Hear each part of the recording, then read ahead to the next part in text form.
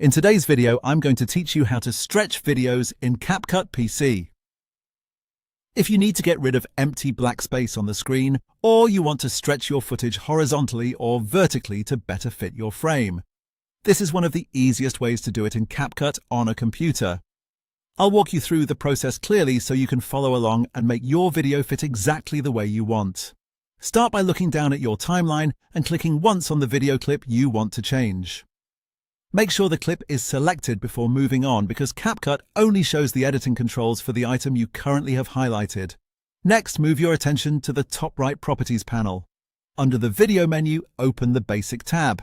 In this area, look for the Scale controls. By default, CapCut keeps the video proportions locked, which means if you resize one side, the other side changes with it to keep the original shape. To stretch the clip freely, click the small link or lock icon next to the scale percentages. Once you click it, the proportions are no longer tied together.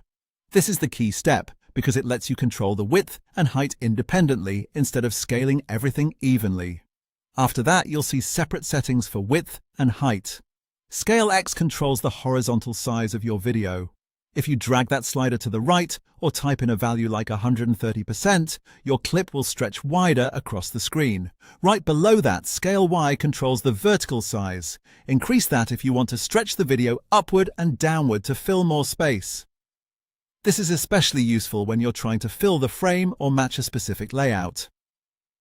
You can also do this visually in the preview window. Look at the large preview monitor in the center, then click once on your footage to show the bounding box around it.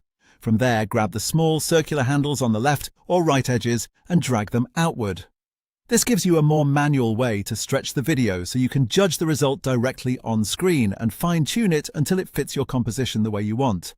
And that's it. By unlinking the dimensions and adjusting the horizontal or vertical scale, you can quickly stretch your clip in just a few seconds. Once it looks right in the preview, you're all set. Done.